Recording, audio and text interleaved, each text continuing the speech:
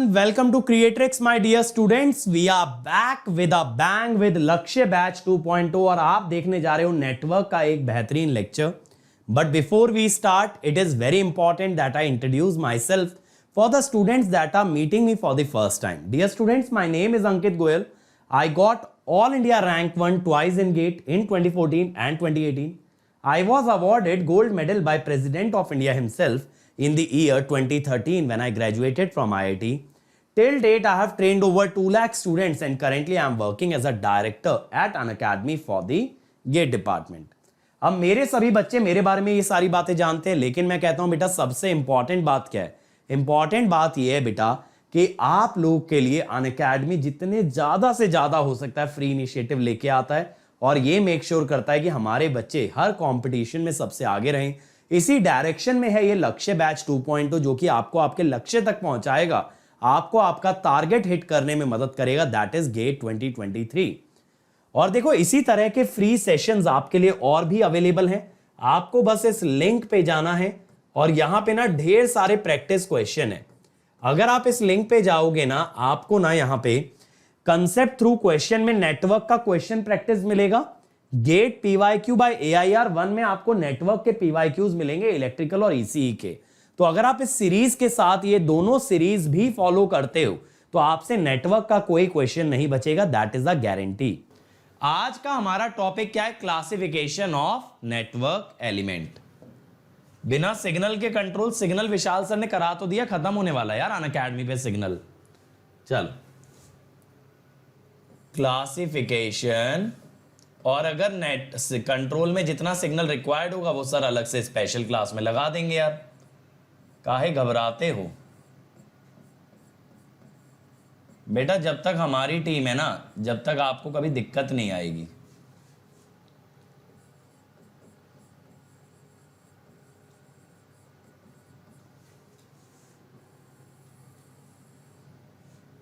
ये आएगा कि नहीं आएगा?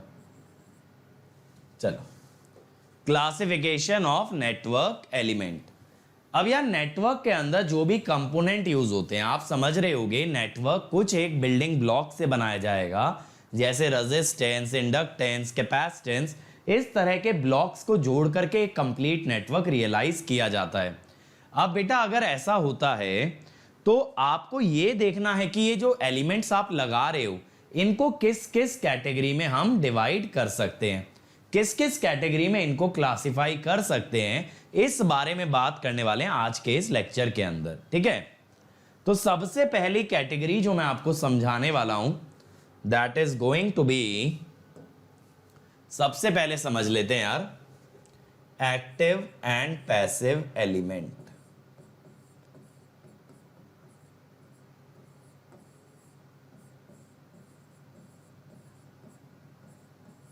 ये कभी कभी ना बोर्ड नए नए नाटक करता रहता है. चलो एक्टिव एंड पैसिव एलिमेंट. ठीक है हर्ष बेटा, कांटेक्ट नंबर आप नोट डाउन कर सकते हो 7089047561. ठीक है यार, देखो कोर्स कंप्लीट करा देंगे बच्चों, आप लोग आते रहो यार, लेक्चर्स को शेयर करते रहो, ज्यादा से ज्यादा बच्चों तक पहुंचाते रहो, हमारा मोटिवेशन भी बना रहेगा यार. तो इतना मुश्किल थोड़ी ना है कोर्स कवर कराना बेटा. कोर्स कवर आप लोगों के लिए आप ही के हाथ में है, मेरे हाथ में नहीं है. आप लोग सपोर्ट करते रहोगे, कोर्स कवर हो जाएगा. कौन मना कर रहा है बताओ कोर्स के लिए? ऐसा हो सकता है आप लोग सपोर्ट करो फिर भी हम कहते हैं नहीं भाई हम नहीं कराने के, ऐसा नहीं होगा. तो मेरे बच्चों बस ये है कि आप लोग आते रहो, आप लोग बाकी बच्चों तक पहुंचाते रहो, कोर्स चलता रहेगा, कोई दिक्कत वाली बात थोड़ी है. चलो अगले पेज पे लिख लेते हैं क्योंकि इस पेज में थोड़ा सा ड्रामा हो रहा है. आ जाओ. अब यार सबसे पहले ना आप लोग मुझे बताओ चैट के अंदर आप लोग क्या समझते हो ये एक्टिव और पैसिव एलिमेंट से? आप लोग क्या समझते हो? आपके माइंड में क्या आता है जब आप टर्म सुनते हो एक्टिव एलिमेंट या फिर आप सुनते हो पैसिव एलिमेंट? जल्दी बताओ आपके माइंड में क्या टर्म आती है या क्या डेफिनेशन आती है, क्या लॉजिक आपको समझ आता है एक्टिव एंड पैसिव एलिमेंट का? तो मेरे पास बहुत सारे बच्चे आते हैं, वो ये कहते हैं सर एक्टिव एलिमेंट वो होते हैं जो इनफाइनाइट ड्यूरेशन तक एनर्जी सप्लाई कर सकते हैं, they are said to be active element. और जो इनफाइनाइट टाइम तक एनर्जी ना सप्लाई कर पाए या एनर्जी एब्जॉर्ब करे, that is said to be passive element.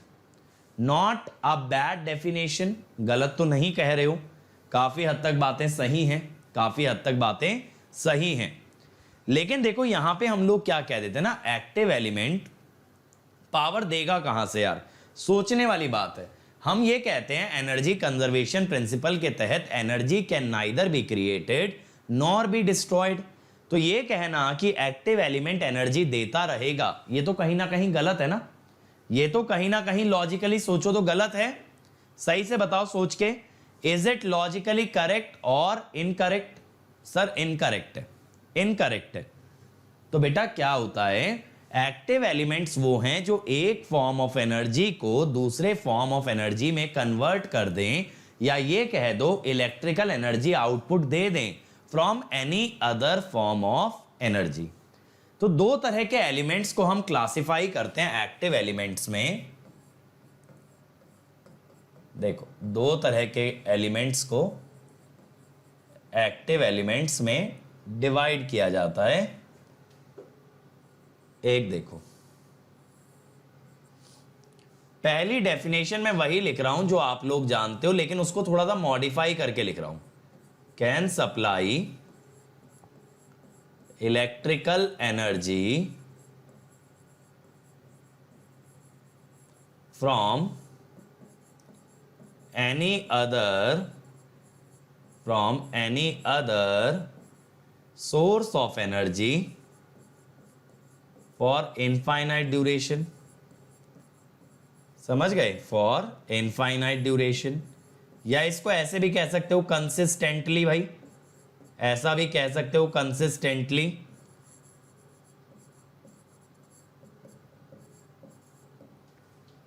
तो बेटा इलेक्ट्रिकल एनर्जी मिलती रहेगी लगातार, इलेक्ट्रिकल एनर्जी मिलती रहेगी लगातार, ठीक है, कंसिस्टेंटली मिलती रहेगी, लेकिन किसी और सोर्स ऑफ एनर्जी से। जैसे कि एग्जाम्पल के तौर पे अगर लें, मान लो जनरेटर की अगर हम बात करें, मान लो हम बात करें जनरेटर की, मान लो हम बात करें बैटरी की। अगर ऐसा कोई डिवाइस है, तो जैसे बैटरी है, बैटरी आपकी कन्वर्ट करती है केमिकल एनर्जी को इलेक्ट्रिकल एनर्जी में, जनरेटर कन्वर्ट करता है मैकेनिकल एनर्जी को इलेक्ट्रिकल एनर्जी में। तो जब कोई डिवाइस किसी और तो जनरेटर एक्टिव डिवाइस में ही काउंट होगा यार आरुष। तो जब कोई डिवाइस, कोई ऐसी डिवाइस जो कि आपको इलेक्ट्रिकल एनर्जी दे दे from other form of energy, वो भी लगातार consistently, that is called as active element. दूसरी तरह से एक्टिव एलिमेंट्स को ऐसे डिफाइन किया जाता है, elements that are capable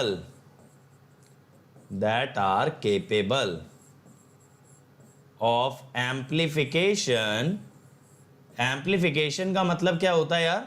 amplification का मतलब होता है सिग्नल का एम्पलीट्यूड बढ़ाना या उसकी पावर बढ़ानी और पावर गेन, तब हम उसको भी क्या कहते हैं? Active element. इस डेफिनेशन से कौन से एलिमेंट एक्टिव में जुड़ जाते हैं? बीजेटी, ओप एम्प, ये सब भी किस में आ जाते हैं? किसकी कैटेगरी में? एक्टिव एलिमेंट की कैटेगरी में, ठीक है। एक्टिव एलिमेंट की कैटेगरी में आपके बीजेटी, ओप एम्प भी जुड़ जाते हैं, because they are capable of amplifying. BJT से भी आप एम्पलीफायर बनाते हो, common collector, common emitter amplifier. Op amp से भी बनाते हो inverting amplifier, non inverting amplifier. तो जो भी एम्पलीफायर बनाने के केपेबल हैं, they are said to be active element, they are said to be active element, ठीक है। अब पैसिव एलिमेंट कौन से होते हैं? पैसिव एलिमेंट वो होते हैं जो इलेक्ट्रिकल एनर्जी लेके किसी और फॉर्म में उसे कन्वर्ट करें। देखो बच्चों, कभी भी ऐसा मत बोलना यार कि पैसिव एलिमेंट एनर्जी को डिसिपेट करते हैं, ऐसा कहना गलत है।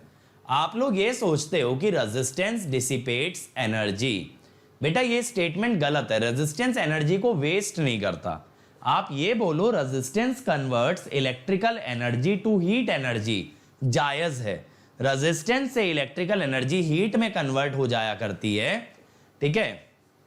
अब कैसे, वो मैं आपको रेजिस्टेंस के अंदर समझाऊंगा। लेकिन सर हमने तो ये पढ़ा है रेजिस्टेंस लॉस कराता है। बेटा रेजिस्टेंस लॉस नहीं कराता, रेजिस्टेंस लॉस नहीं कराता, रेजिस्टेंस हीट में कन्वर्ट करता है। सुनते जाओ बात। अब अगर वो हीट आपने यूटिलाइज की, बहुत ही बढ़िया, कपड़े प्रेस करने के लिए यूज कर ली, पानी गर्म करने के लिए यूज कर ली, बहुत अच्छी बात है। लेकिन अगर आपने वो हीट को यूज नहीं किया तब वो डिसिपेशन है। जैसे अब देखो हमारे घर में जितनी भी वायरिंग है उसमें जो करंट फ्लो होता है उससे वो वायर गर्म हो जाती है। अब वो गर्मी हम लोग यूज तो नहीं कर रहे ना, वो तो वायर गर्म हो गई, वो हीट वेस्ट हो गई। तो वहां आप कह सकते हो रेजिस्टेंस इज डिसिपेटिंग एनर्जी। लेकिन जब मेरा गीजर है जो कपड़े प्रेस करने के लिए आयरन आती है, उसमें तो उस हीट एनर्जी से आप काम कर रहे हो ना, उस हीट एनर्जी का फायदा ले रहे हो, तो वहां वो डिसिपेशन नहीं है, वहां वो यूजफुल पावर है। तो आप बात को समझो, रेजिस्टेंस सिर्फ क्या करता है, इलेक्ट्रिकल एनर्जी को हीट एनर्जी में कन्वर्ट करता है। यूज करो या नहीं ये आपकी इच्छा है। समझ आया? तो आगे से कभी ये मत कहना रेजिस्टेंस डिसिपेट्स एनर्जी, क्या बोलोगे? Resistance converts electrical energy to heat energy. Basic सी चीज याद रखना। अब प्रिया प्रता का मेरे पास क्वेश्चन है कि सर ट्रांसफॉर्मर क्या होगा? बेटा ट्रांसफॉर्मर पैसिव होता है क्योंकि वोल्टेज का वैल्यू बढ़ा के करंट का घटा भी देता है, तो ये कभी पावर को इंक्रीज नहीं करता। एम्पलीफायर्स वो होते हैं जो पावर में गेन दिखाते हैं, ठीक है, यानी कि इनपुट पावर से ज्यादा आउटपुट पावर अगर कोई डिवाइस पैदा कर सकती है तो that is called as active element. ठीक है गुरजीत, डिपेंड करता है ना डिवाइस पे यार। अब घर में जो दीवार के अंदर तारे जा रही हैं उनसे थोड़ी ना पानी गर्म कर लोगे यार, उसके लिए प्रॉपर डिवाइसेस आती हैं, जैसे हीटिंग रॉड आती है या फिर गीजर आता है, वाटर हीटर आता है, तो वहां हीट को यूज कर पा रहे हो, हर चीज में थोड़ी कर लोगे। अभी मेरी माइक की तार में अगर करंट फ्लो कर रहा है भाई, तो मैं इससे थोड़ी ना सर्दियों में इसे पकड़ के लेट जाऊंगा तो गर्मी आ जाएगी, ऐसा थोड़ी होगा। ठीक है चल अभी देखो, अब बात आती है कि सर फिर पैसिव एलिमेंट कौन से हैं। जैसा मैंने बताया यार, पैसिव एलिमेंट वो होते हैं जो इलेक्ट्रिकल एनर्जी को लेके किसी और फॉर्म में कन्वर्ट कर दें। तो पैसिव एलिमेंट कौन से हैं? Elements that absorb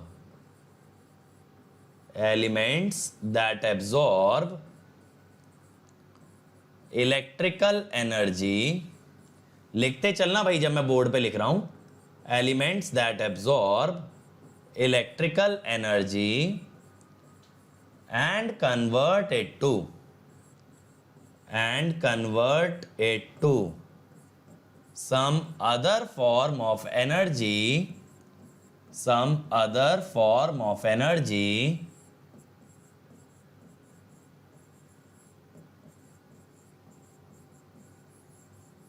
are said to be passive elements, are said to be passive elements. ठीक है, जो एलिमेंट इलेक्ट्रिकल एनर्जी को एब्जॉर्ब करके किसी और फॉर्म में कन्वर्ट कर दें उन्हें कह सकते हो पैसिव एलिमेंट।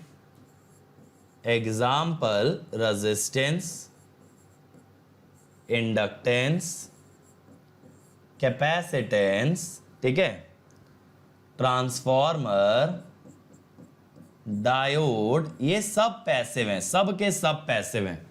अब आप लोग ये सोच रहे होंगे कि सर इंडक्टर कैपेसिटर को भी तो अगर चार्ज कर दो और फिर जब वो डिस्चार्ज होते हैं तो वो भी तो एनर्जी डिलीवर करते हैं। बिल्कुल सही कह रहे हो, लेकिन बेटा उनके पास ना एक फाइनाइट अमाउंट ऑफ एनर्जी है जो जब वो डिलीवर कर देंगे तो वो कंप्लीटली डिस्चार्ज हो चुके होंगे, उसके आगे वो एनर्जी दे ही नहीं पाएंगे। तो इस तरह के एलिमेंट्स को एक्टिव नहीं कह सकते, क्योंकि यहां पे क्या था, फॉर इनफाइनाइट ड्यूरेशन। यानी अगर कोई एलिमेंट ऐसा है जो लगातार बार बार आपको एनर्जी दे सकता है तब मैं उसे एक्टिव बोलूंगा। इंडक्टर कैपेसिटर कुछ देर के लिए एनर्जी देंगे, फिर वो डिस्चार्ज हो जाएंगे और फिर वो शांति से बैठ जाएंगे, उसके बाद कोई चुल नहीं करने वाले हैं। तो that is a passive element, that is a passive element. अब आप लोगों ने ये भी कहीं ना कहीं सुना होगा, नहीं सुना तो आप सुन लोगे, कि इनका क्लासिफिकेशन रेजिस्टेंस के टर्म्स में भी होता है। इनका क्लासिफिकेशन आप रेजिस्टेंस के टर्म में भी कर सकते हो, या ये कह दो V और I के स्लोप के टर्म्स में भी। ठीक है, सुमित देखो, जब हम एक वोल्टेज सोर्स को प्रैक्टिकली लेके चलते हैं ना, जब एक वोल्टेज सोर्स को लेके चलते हैं तो हम ये मान के चलते हैं it is not going to discharge, it is not going to discharge. वो अलग बात है, प्रैक्टिकली वो एनर्जी धीरे धीरे डिसिपेट हो जाएगी, फिर बैटरी को वापस से चार्ज करना पड़ेगा। समझ रहे हो मेरी बात? लेकिन एक आइडियल वोल्टेज सोर्स वो होता है जो डिस्चार्ज नहीं होता। समझ रहे हो? यानी जितने भी आप क्वेश्चन करोगे उसमें ये कभी नहीं मानोगे बैटरी थोड़ी देर तक अगर लगी रह गई तो वो डिस्चार्ज हो जाएगी, ऐसा नहीं मानते। हम ये मानते हैं battery is going to deliver constant voltage through out.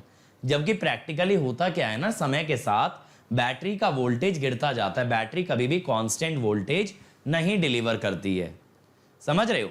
लेकिन मैं नेटवर्क पॉइंट ऑफ व्यू से बात कर रहा हूं मेरे बच्चों। नेटवर्क के अंदर बैटरी को एक आइडियल वोल्टेज सोर्स माना जाता है जो कि इनफाइनाइट ड्यूरेशन तक एनर्जी डिलीवर करती चली जाती है। अब देखो, अब हम क्या कहते हैं यार कि यहां पे अगर रेजिस्टेंस की बात करें तो रेजिस्टेंस को हम लोग कैसे डिफाइन कर देते हैं? It is nothing but the slope of VI characteristics. It is nothing but the slope of VI characteristic. ठीक है? तो आपका जो रेजिस्टेंस है वो स्लोप ऑफ VI कैरेक्टरिस्टिक होता है। तो अब आप यहां से एक्टिव पैसिव कैसे पहचानते हो? एक्टिव एलिमेंट वो होते हैं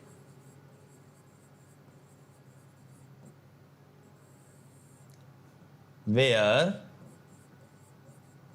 resistance is 0 for certain region of characteristic।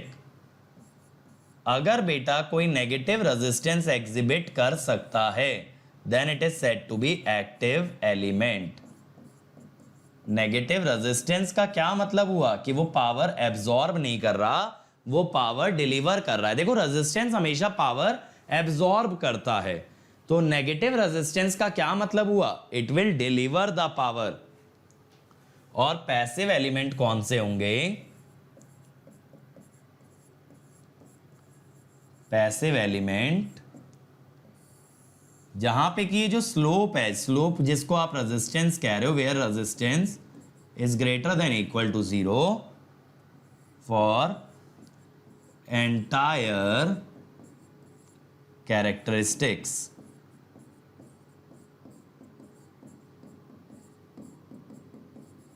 ठीक है? जहां रेजिस्टेंस बेटा 0 या 0 से बड़ा आएगा हमेशा, that is said to be passive element. या फिर आप ऐसा भी कह सकते हो यार, from VI characteristics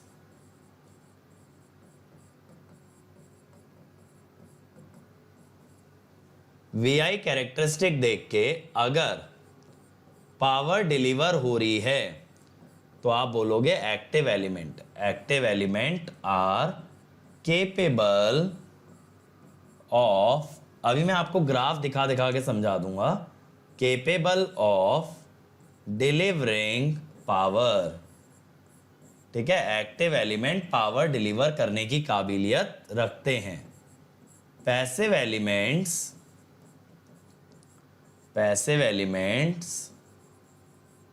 can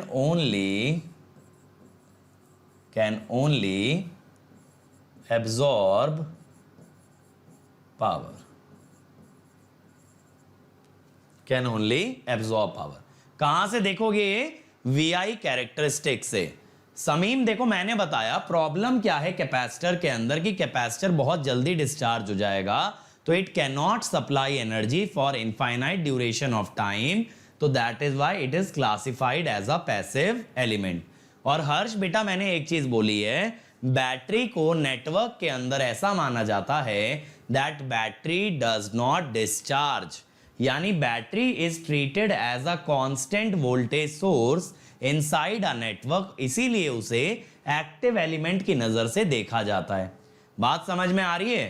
practically अगर मैं बैटरी की बात करूं, बैटरी भी डिस्चार्ज होती है। अब वो अलग बात है, कैपेसिटर से काफी धीरे डिस्चार्ज होती है लेकिन बैटरी डिस्चार्ज होती है, यानी कि बैटरी का वोल्टेज ग्रेजुअली गिरता है, बैटरी का चार्ज ग्रेजुअली गिरता है, लेकिन जब नेटवर्क के पॉइंट ऑफ व्यू से बात करते हैं तो बेटा बैटरी का वोल्टेज कंसिस्टेंट रहता है।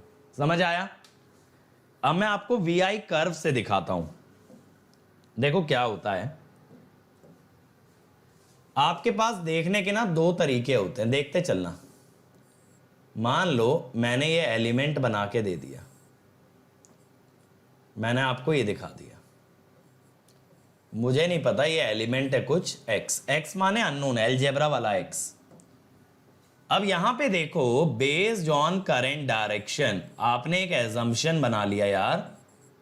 करंट डायरेक्शन को देखते हुए आप एक एजम्पशन बना बैठे हो, क्या? पावर इज एब्जॉर्ब्ड, है ना? आप एक एजम्पशन बनाए बैठे हो कि पावर इज एब्जॉर्ब्ड। अब अगर आंसर पॉजिटिव आया तो यानी आपका एजम्पशन सही था, आंसर नेगेटिव आया तो यानी आपका एजम्पशन गलत था। तो चलो फिर VI कैरेक्टरिस्टिक देख लेते हैं इसी बात पे।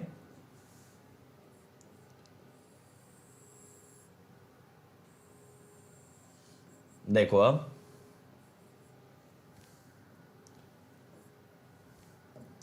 मान लो V वर्सेस I है।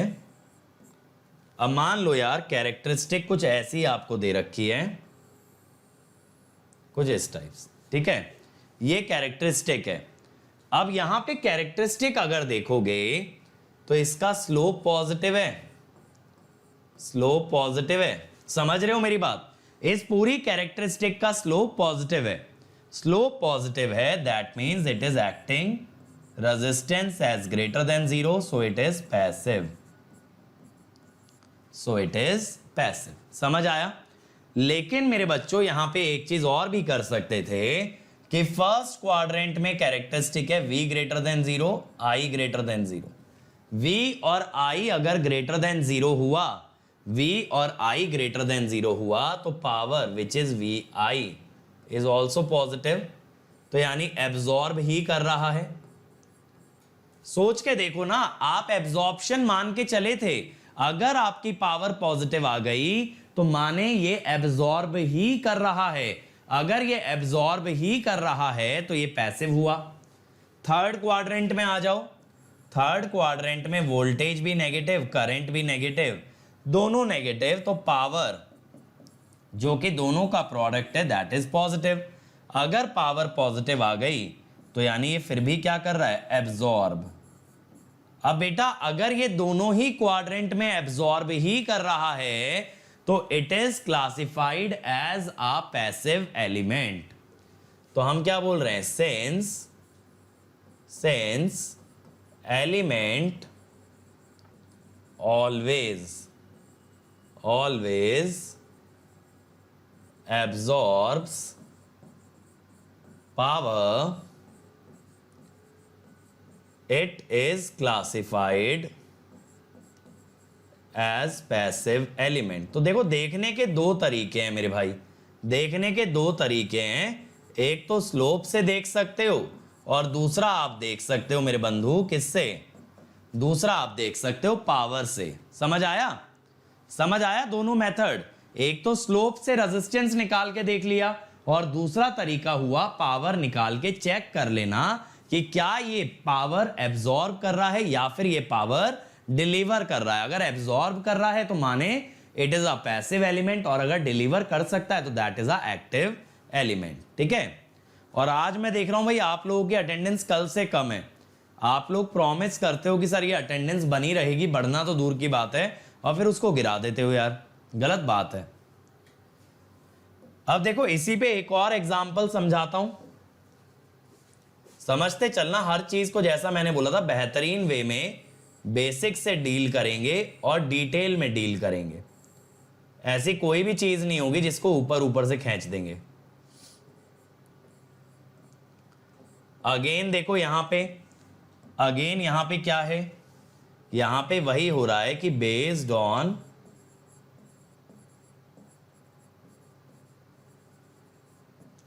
Current direction power is absorbed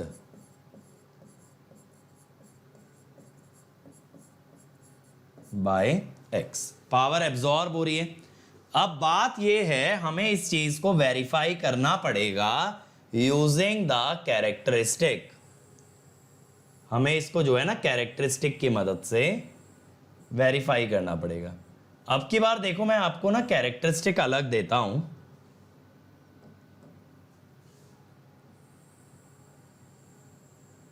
ऐसे मैंने दे दी। अब एक बच्चा डायरेक्टली क्या बोलेगा कि भैया इसका तो स्लोप नेगेटिव है, इसका तो स्लोप नेगेटिव है, तो resistance is less than 0, that means sir it is active element. बिल्कुल सही बात है। अब एक बार ना पावर से भी चेक कर लेते हैं यार। अब पावर अगर सेकंड क्वाड्रेंट में देखोगे तो वोल्टेज तो पॉजिटिव है बट करंट इज नेगेटिव, तो power which is V I is negative.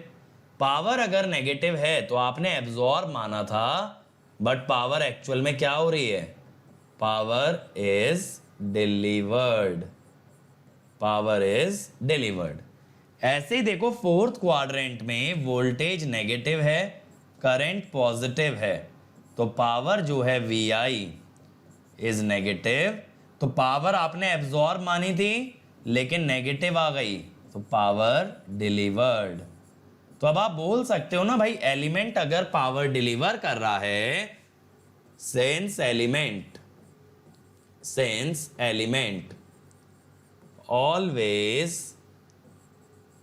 always delivers power,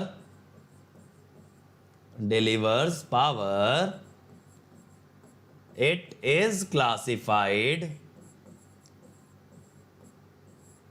as active element। हमेशा डिलीवरी कर रहा है भाई तो एक्टिव एलिमेंट हो गया। ठीक है, चमक गया भाई, यहां तक चमक गया, यहां तक। अब देखो इसके बाद क्या होता है, इसके बाद मैं कहानी ना थोड़ी सी और ट्विस्ट भी कर सकता हूं। ठीक है, कहानी थोड़ी सी और ट्विस्ट भी कर सकते हैं। कैसे ट्विस्ट कर सकते हैं, देखो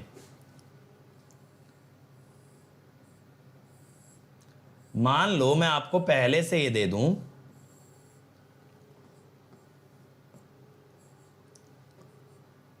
अब की बार मैंने ऐसा दे दिया। ठीक है, अब यहां पे आप क्या बोलोगे, since I leaves positive terminal of x, current देखो पॉजिटिव टर्मिनल से निकल रहा है ना, तो power is being delivered, power is being delivered, है ना, पावर डिलीवर हो रही है भाई। चलो भाई मान लिया। अब देखो ये जो साइन कन्वेंशन मैंने दिया, इस बार उल्टा दिया, इस बार मैंने उल्टा दिया। अगर मैंने साइन कन्वेंशन उल्टा दिया तो मेरे बच्चों यहां रेजिस्टेंस वाला फंडा मत लगाना। ठीक है, रेजिस्टेंस वाला फंडा सिर्फ कब लगाओगे, जब या तो डायग्राम गिवन ना हो। कौन सा डायग्राम, ये वाला, या तो ये डायग्राम गिवन ना हो, और अगर ये डायग्राम गिवन है तो current should be entering the positive terminal. अभी मैं लिखवाता हूं ये। अब मान लो मेरे भाई मैंने आपको ऐसा दे दिया ग्राफ, ऐसा दे दिया। ठीक है, अब बहुत सारे बच्चों को लगेगा कि स्लोप तो पॉजिटिव है सर, रेजिस्टेंस पॉजिटिव है सर, तो ये पैसिव होना चाहिए। लेकिन बेटा ये एकदम गलत है, रॉन्ग। यहां पे क्या होगा, आप देखो वोल्टेज पॉजिटिव, करंट पॉजिटिव, तो पावर इज पॉजिटिव। आपने डिलीवर मानी थी, पावर पॉजिटिव आई तो डिलीवर ही हुई ना भाई, डिलीवर हुई कि नहीं हुई। यहां पे वोल्टेज नेगेटिव, करंट नेगेटिव, तो पावर जो V और I का प्रोडक्ट है दैट इज पॉजिटिव। फिर से डिलीवर हुई, फिर से पावर डिलीवर हुई। तो बेटा जब पावर डिलीवर हो रही है तो एलिमेंट कैसा हो गया, एक्टिव। एलिमेंट कैसा हो गया? Active. Since power is being delivered, since power is being delivered, element is active.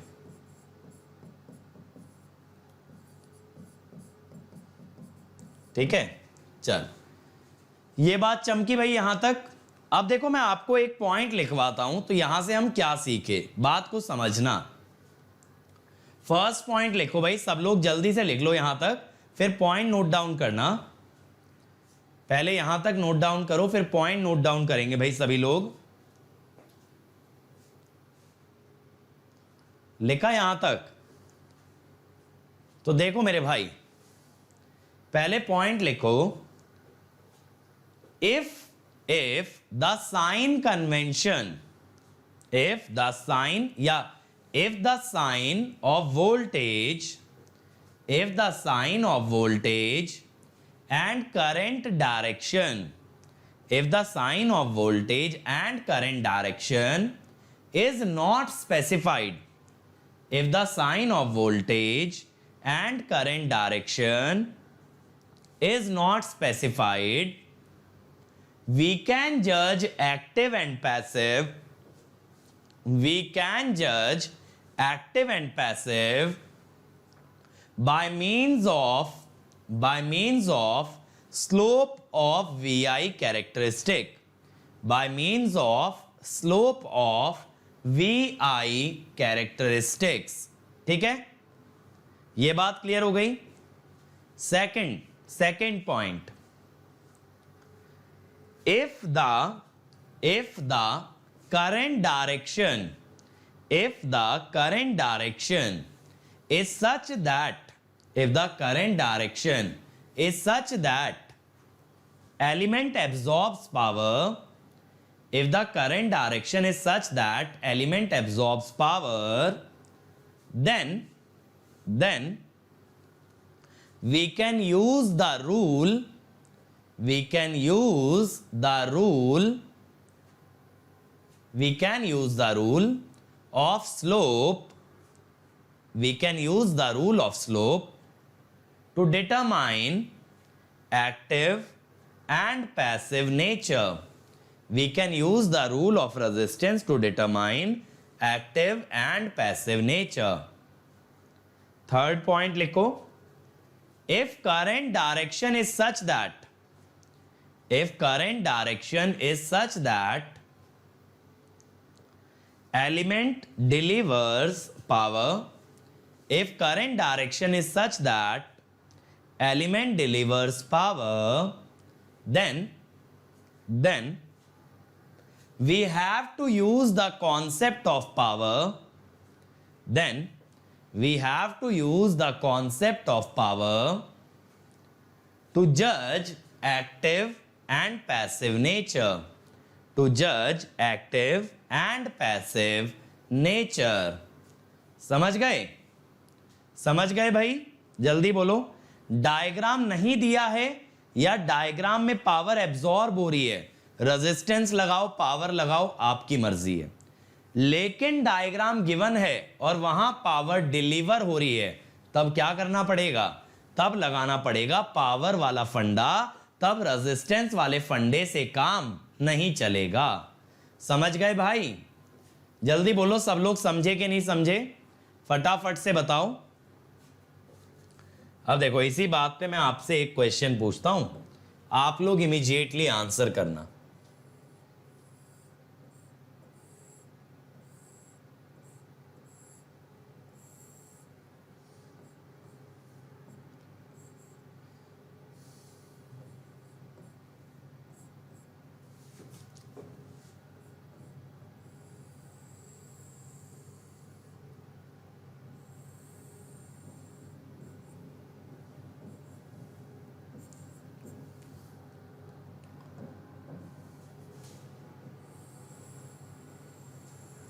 अब बताओ भाई, एक्टिव है या पैसिव है? फटाफट बताओ, देखें कौन बच्चा आंसर करता है।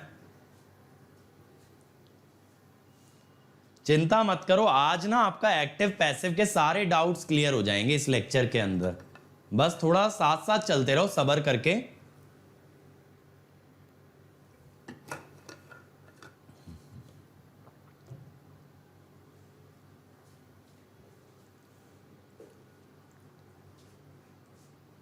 अभिषेक ने ग्राफ ड्रॉ करने से पहले ही बता दिया था आंसर, पैसिव।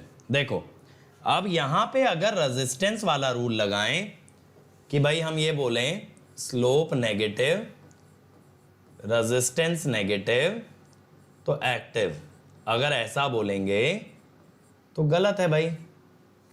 ठीक है, यहां पे आपको क्या करना पड़ेगा, यहां पे साइन कन्वेंशन के अनुसार अगर करंट का साइन देखोगे, डायरेक्शन देखोगे, तो उसके अनुसार आप क्या कह सकते हो, power is being delivered, power deliver की जा रही है। अब अगर ऐसा है, यहां पे अब आप देखो सेकंड क्वाड्रेंट में voltage negative current positive, sorry voltage positive current negative,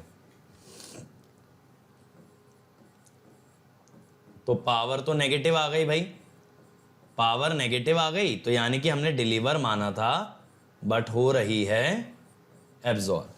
fourth quadrant में वोल्टेज नेगेटिव करंट पॉजिटिव, तो पावर जो VI होती है नेगेटिव, यानी हमने डिलीवर मानी थी एब्जॉर्ब हो रही है।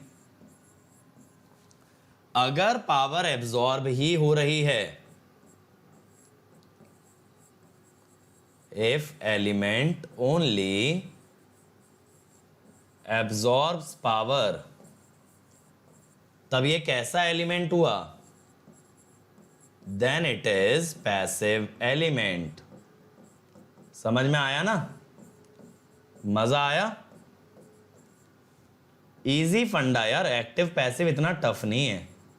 बट अगर उसका फील्ड रखोगे ना, एक्टिव पैसिव है क्या, एक्टिव पैसिव है क्या, अगर इस चीज का फील्ड रखोगे तो मेरे हिसाब से आपको ज्यादा बेनिफिट होगा। क्योंकि देखो नेटवर्क ना बहुत बार बहुत teacher numerical point of view से पढ़ाते हैं, यानी नेटवर्क का ना फील नहीं आता। ये तो बता देंगे नेटवर्क में ऐसा हुआ तो क्या होगा, वैसा हुआ तो क्या होगा, इस फंडामेंटल से क्या होगा, इस रूल से क्या होगा, लेकिन we must relate network analysis to the devices in our surrounding. यानी आपको यह भी समझ आना चाहिए नेटवर्क पढ़ते हुए कि ये कितना इंटीग्रल पार्ट है इलेक्ट्रिकल और इलेक्ट्रॉनिक्स इंजीनियरिंग का। ऐसा क्यों बोलते हैं कि ये फाउंडेशन स्टोन है, ऐसा क्यों बोलते हैं कि ये बिल्डिंग ब्लॉक है। जब ये चीजें समझ में आती हैं ना हमको, तब हमें समझ आता है नेटवर्क इतना इंपॉर्टेंट क्यों है। वरना ये तो समझा देना यार बहुत आसान है, जितना चीजें किताबों में लिखी है, नेटवर्क को नेटवर्क तक रखना बहुत आसान है। ठीक है, लेकिन नेटवर्क का एप्लीकेशन सोचते हुए समझते हुए चलना, इसका रोल अदर सब्जेक्ट्स में देखना, वहां से असली कनेक्शन फील होता है और वहां से आपको असलियत समझ में आती है नेटवर्क कितनी बड़ी चीज है। चलो इसके और क्वेश्चन मैं आपको दिखाता हूं यार।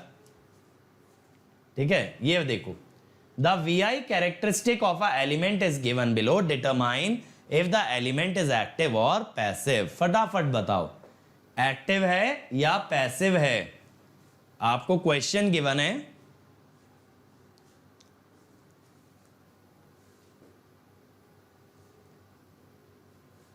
जल्दी से बोलो भाई।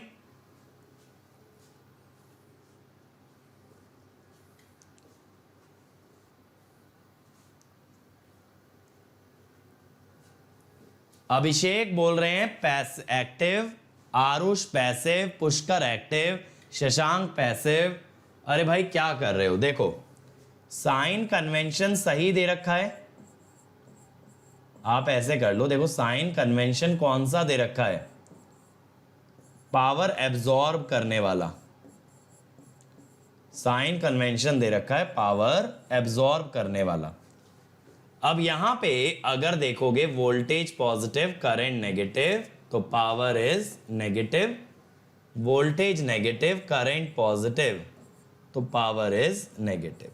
पावर नेगेटिव है माने डिलीवर कर रहा है, पावर नेगेटिव है माने डिलीवर कर रहा है, और जब ये डिलीवर कर रहा है एनर्जी या डिलीवर कर रहा है पावर, तो it is an example of active element.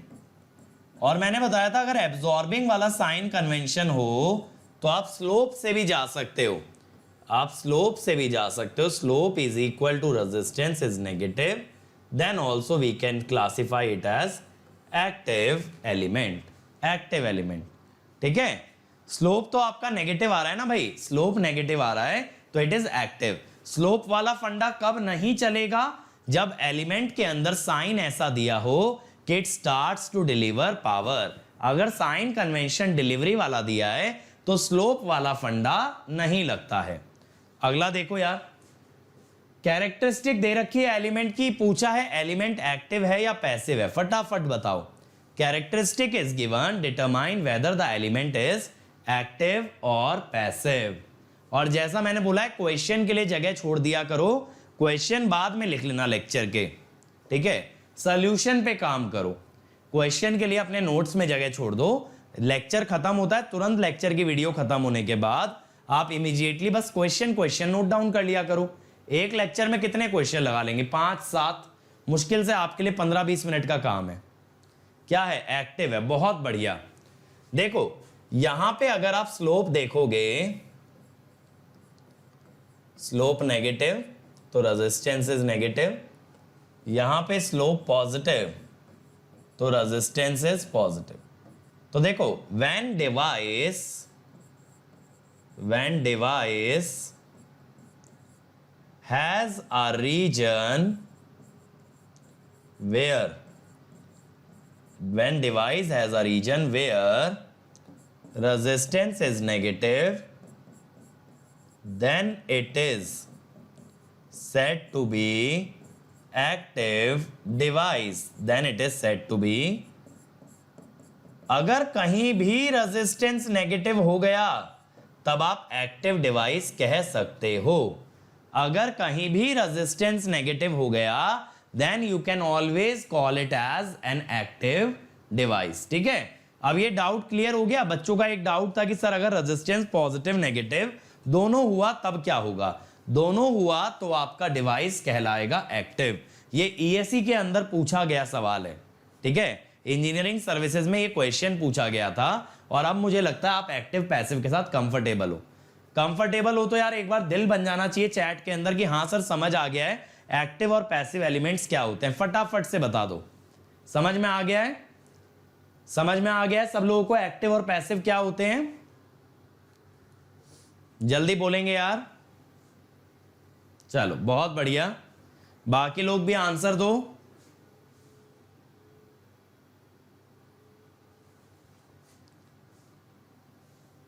चलो बहुत ही सही।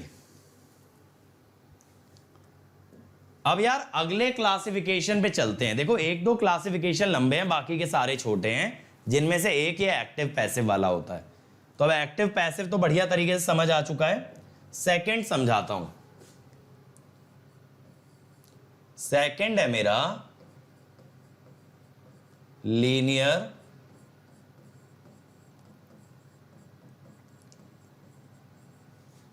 And non linear element. अब देखो लीनियरिटी ना एक ऐसी चीज है जो आप कई सब्जेक्टों से जोड़ते हो, कंट्रोल सिस्टम से जोड़ते हो, आप इसको नेटवर्क में देखते हो, आप फिर इसको सिग्नल के अंदर भी देखते हो। तो विशाल सर भी आपसे बात करेंगे लीनियरिटी के बारे में, ठीक है, डोंट वरी, लीनियरिटी सिग्नल में भी आएगी। बट चलो अभी हम नेटवर्क के लेवल पे समझ लेते हैं। देखो लीनियरिटी ये जो प्रॉपर्टी होती है ना, ये दो चीजों से बनी होती है मेरे भाई। पहली चीज होती है सुपरपोजिशन। क्या होती है? सुपरपोजिशन। और दूसरी चीज होती है होमोजीनिटी।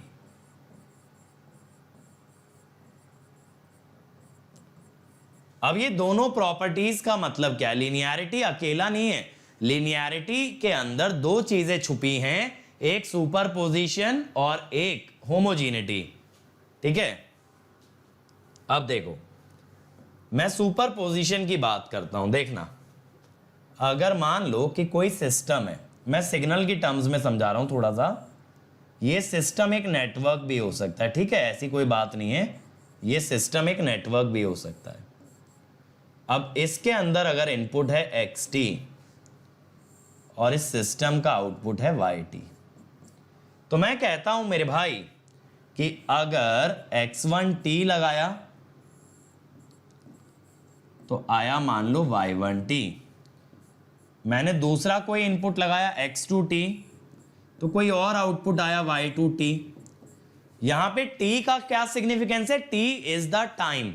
तो हम ये कह रहे हैं जो x इनपुट है और y आउटपुट है, ये दोनों टाइम के फंक्शन है। ये दोनों किस पे डिपेंडेंट है? टाइम पे। अब मैं कहता हूं भाई सुपरपोजिशन के तहत हम क्या कहते हैं? सुपरपोजिशन के तहत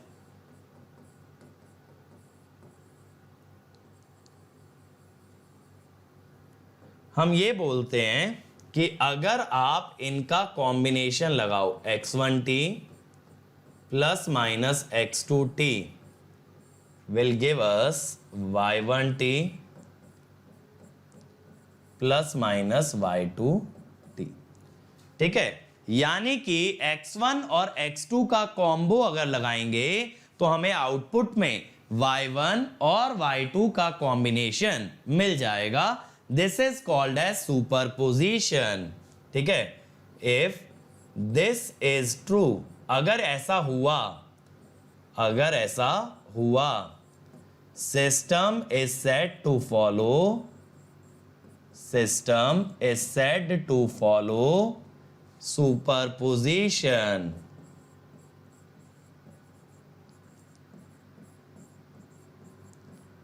फिर ये होमोजेनिटी क्या होती है सर?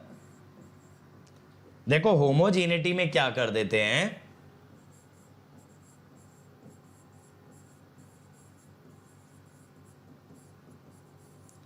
होमोजेनिटी में हम क्या कर देते हैं, हम ये कह देते हैं यार कि अगर मान लो xt का आउटपुट है आपका yt,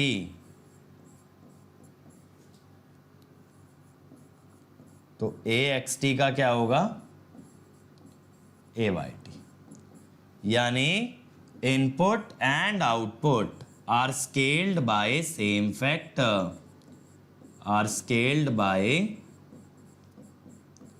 फैक्टर, ठीक है, तो उसे हम कहते हैं होमोजेनिटी। क्या कहते हैं उसको?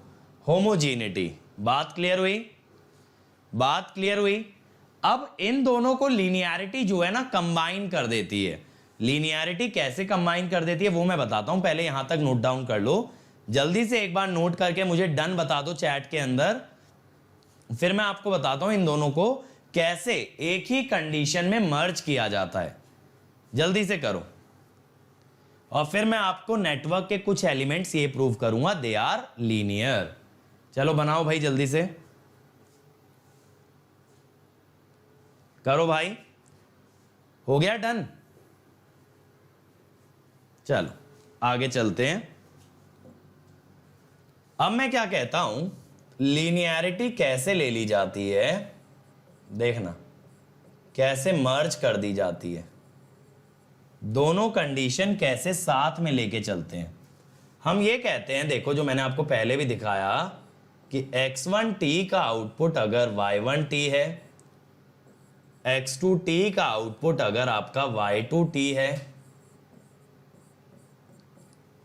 तो हम कहेंगे a1 x1t plus a2 x2t, इसका आउटपुट आना चाहिए सेम लीनियर कॉम्बिनेशन। तो देखो मैं इसको मैथमेटिकली को वर्ड्स में कैसे एक्सप्रेस करता हूं, मैं ऐसा बोलता हूं कि भाई linear combination of input yields linear combination of output with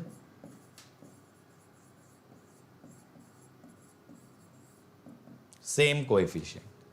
यानी अगर इनपुट का लीनियर कॉम्बिनेशन लोगे, लीनियर कॉम्बिनेशन का मतलब ये होता है जहां हर एक टर्म की पावर 1 होती है। यहां अगर देखो x1 की पावर भी 1 है, x2 की पावर भी 1 है, तो इसे कहेंगे लीनियर कॉम्बिनेशन। आपने कोएफिशिएंट से मल्टीप्लाई करके ऐड किया है, लेकिन दोनों इनपुट्स की पावर को क्या रखा है, 1, that is said to be linear combination. अगर x1 का स्क्वायर हो जाता या x2 का क्यूब हो जाता तो वो लीनियर कॉम्बिनेशन नहीं रह जाता। समझ आया लीनियर कॉम्बिनेशन किसे कहते हैं? Linear combination means that the power of each and every term is 1। तो अगर लीनियर कॉम्बिनेशन लगाओगे इनपुट का तो आउटपुट का भी लीनियर कॉम्बिनेशन बनेगा। और एक और खास बात कि कोएफिशिएंट सेम रहेंगे, कोएफिशिएंट सेम रहेंगे। अब देखो एग्जांपल से समझते हैं।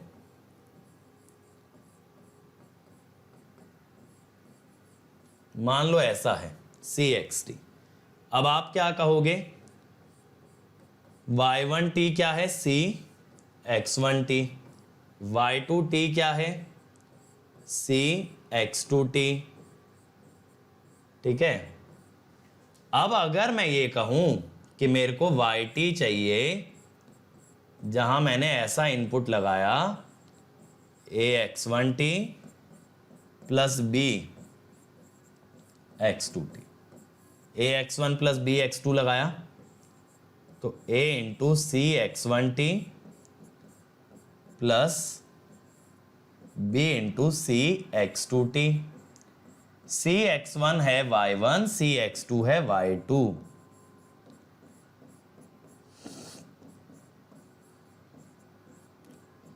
देखो आ गया ना लीनियर कॉम्बिनेशन। अगर इनपुट का लीनियर कॉम्बिनेशन लिया तो आउटपुट का भी लीनियर कॉम्बिनेशन आया with the same coefficient. Output is also linear combination with same coefficients, with same coefficients, and hence linear system। सही है, सही है भाई। इस तरह के सिस्टम को कहा जाता है लीनियर। क्या कहा जाता है? लीनियर। अब देखो एक और एग्जांपल लेते हैं। ये लिखा ना सब लोगों ने यहां तक भाई? ये क्लियर हुआ लीनियरिटी कैसे चेक करते हैं? यही चीज विशाल सर आपको सिग्नल के अंदर कवर कराएंगे, बट नेटवर्क के लिए जरूरी है, इसलिए मैंने पहले ही बता दिया आपको। ठीक है।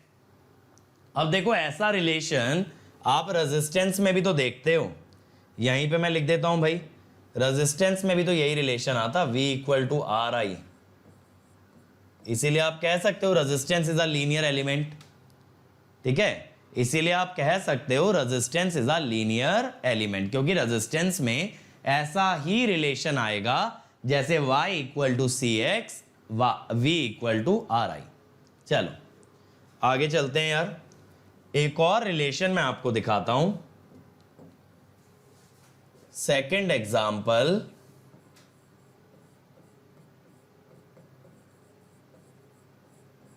मान लो अब ये है। ठीक है, स्ट्रेट लाइन ही है ये। तो ये देखने से ऐसा लगता है सिस्टम तो लीनियर होना चाहिए सर, y और x के बीच में स्ट्रेट लाइन का रिलेशन है। लेकिन देखो पहले ना आप x1 का आउटपुट निकालो। आपने बोला x1 से आने वाले आउटपुट का नाम है y1। फिर आपने बोला कि सर x2 से आने वाले आउटपुट का नाम है y2। ठीक है, ऐसा आपने बोला। अब मैंने क्या बोला कि भाई अगर लीनियर कॉम्बिनेशन ले लें दोनों का, यानी ax1 प्लस bx2, अगर मैं दोनों का लीनियर कॉम्बिनेशन ले लूं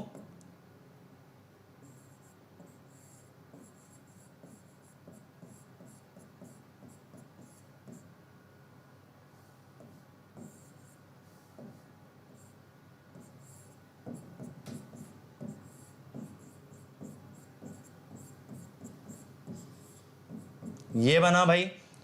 अब ये इसके बराबर तो नहीं है ना यार, ay1 प्लस by2। आप कहोगे सर हमें तो बराबर ही दिख रहा है। नहीं मेरे भाई, ay1 प्लस by2 होता तो कांस्टेंट टर्म बनती AC plus BC, AY1 plus BY2 होता तो कांस्टेंट टर्म बनती AC प्लस BC, क्या बनती AC plus BC। So such a system is non linear. ठीक है, तो हम क्या कह सकते हैं, हम कह सकते हैं for linear system, for linear system graph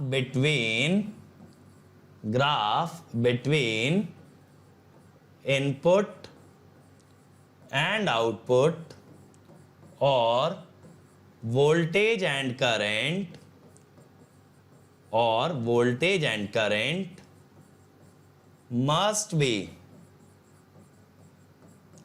must be straight line passing through origin।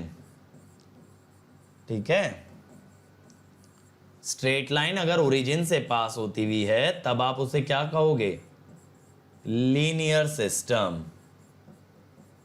तब आप उसे क्या कहोगे, लीनियर सिस्टम। समझ में आया, समझ में आया भाई, ये चीज जल्दी से बताएंगे मुझे, ये समझ में आया। स्ट्रेट लाइन होना लेकिन अगर ओरिजिन से पास नहीं हो रही तो भले ही वो स्ट्रेट लाइन है लेकिन सिस्टम कैसा है, सिस्टम है नॉन लीनियर। लीनियर सिस्टम का जो ग्राफ होता है that must be a straight line passing through origin, that must be a straight line passing through origin. फटाफट से बताओ, ये क्लियर है? चलो, लिखा ना सब लोगों ने, लिखा? एक और एग्जांपल ले। देखो, अब आप लोग यार आगे चल के तो पढ़ोगे इंडक्टर कैपेसिटर वगैरह, मैं अभी इंडक्टर का एग्जांपल लेता हूं एक बार। अब मेरे को ये जानना है सर, ये थोड़ी ना स्ट्रेट लाइन है, ये तो V इक्वल टू IR नहीं है, तो मेरे को ये लग रहा है ये लीनियर नहीं होना चाहिए। चलो चेक कर लेते हैं।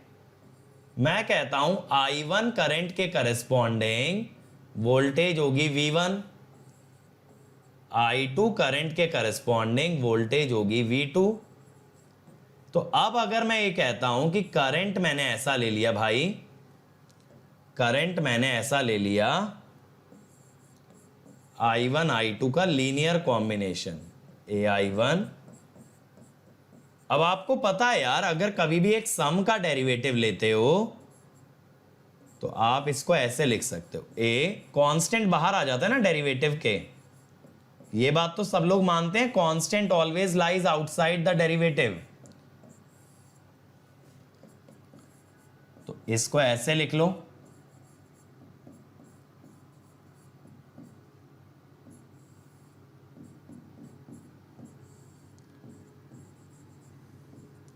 L di1 by dt is V1, ये हो गया। ठीक है, आ गया भाई लीनियर कॉम्बिनेशन, आ गया लीनियर कॉम्बिनेशन, तो that means it is a linear element, it is a linear element. समझ में आया? तो ऐसे ही देखो कैपेसिटर क्या होता है यार, कैपेसिटर क्या होता है, I equal to C D V by D T. तो similar to inductor C is also linear. तो यार ये लीनियर कैसे हुए, अगर डायरेक्टली मुझे जानना है सर, मैं इतना लंबा नहीं करना चाहता, मैं इतना लंबा नहीं करना चाहता, तो ये लीनियर कैसे हुए? बेटा आप ऐसे कह सकते हो, differentiation and integration are linear operator. इसका क्या मतलब है, इसका क्या मतलब है differentiation and integration are linear operator? इसका मतलब ये है यार कि डेरिवेटिव और इंटीग्रेशन जो है ना, सुपरपोजिशन और होमोजेनिटी को फॉलो करते हैं। ठीक है, डेरिवेटिव और इंटीग्रेशन सुपरपोजिशन और होमोजेनिटी को फॉलो करते हैं। तो इसीलिए कहीं भी डेरिवेटिव दिखे या इंटीग्रेशन दिखे, इट विल बी लीनियर। तो इस accordingly R, L and C are linear elements. They are linear elements. अब आरुष पूछ रहे हैं सर ओरिजिन क्यों रिक्वायर्ड है? बेटा ओरिजिन मैंने आपको अभी प्रूफ तो किया, अगर ओरिजिन से पास नहीं होती लाइन तो वो होमोजेनिटी सुपरपोजिशन को नहीं फॉलो करती है. अगर वो सुपरपोजिशन होमोजेनिटी को नहीं फॉलो करेगी it will be non linear. अब देखो अगर जैसे एक एलिमेंट अगर हम ले लें, डायोड ले लें,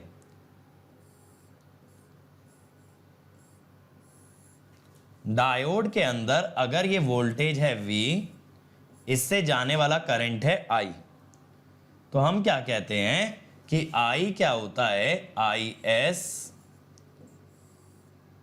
e⁻VD ये होता है. अब यहां पे क्लियरली हमें दिख रहा है, यहां पे क्लियरली हमें दिख रहा है कि भैया I versus VD is exponential, तो ये नॉन लीनियर हो गया. तो ये क्या हो गया, it is a non linear element. ठीक है.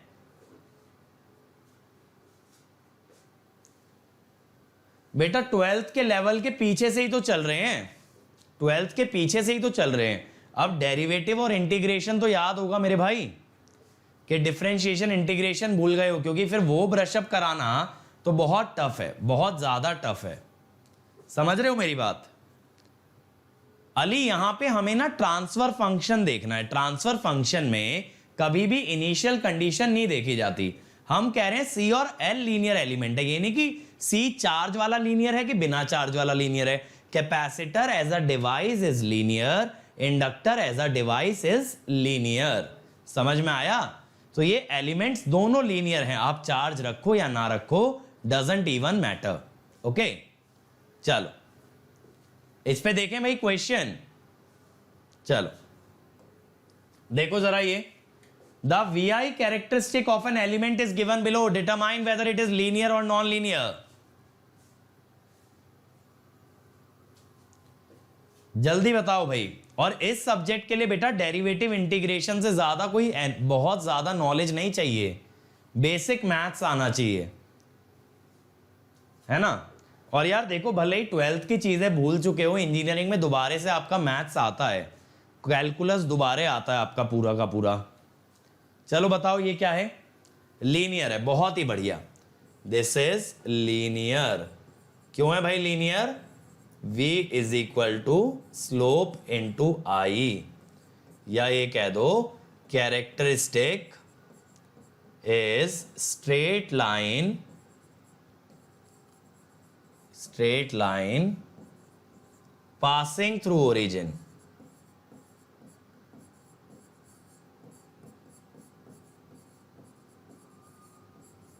तो ये लीनियर होगा भाई. अगला बताओ भाई, अगला बताओ, फटाफट से बताते चलेंगे. ये जो ग्राफ दिखाया है VI का, ये लीनियर है या नॉन लीनियर है?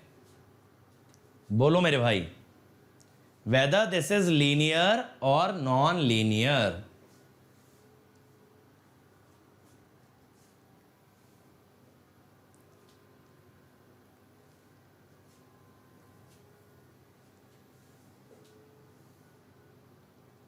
ये क्या है? Non linear. बहुत बढ़िया.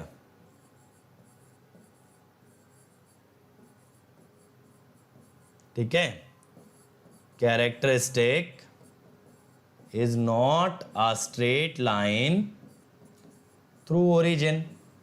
मॉड्यूलस फंक्शन जैसा हो गया ना, अगर मॉड्यूलस फंक्शन जैसा हो गया तो इट इज नॉन लीनियर. ठीक है, ये नॉन लीनियर है. चलो सभी लोगों ने सही बताया. अगला बताओ यार, ये लीनियर है या नॉन लीनियर है? फटाफट बताओ, ये लीनियर है या नॉन लीनियर है?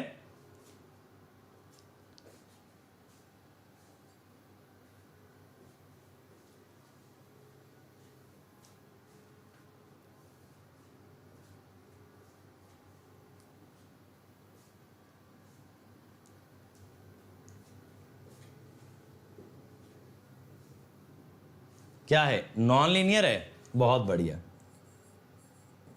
नॉन लीनियर क्यों है यार, क्योंकि ना यहां पे ग्राफ सैचुरेट कर गया, यानी यहां पे V is not proportional to I, V proportional नहीं चल रहा। सेम वे में यहां पे भी अगर देखोगे सैचुरेशन आ चुका है, जिसका मतलब V is not proportional to I। जब ऐसा चल ही नहीं रहा है तो it is not a linear element. Linear element में V और I प्रोपोर्शनल होने चाहिए, लीनियर एलिमेंट में V और I प्रोपोर्शनल होने चाहिए। प्रथमेश, ओपैम में ना V आउट और V इन का रेशो होता है, यानी y एक्सिस पे V आउट होता है, x एक्सिस पे V इन होता है, V और I के बीच का ग्राफ नहीं होता। चलो अब ये बाइलेटरल यूनिलेटरल आ गया।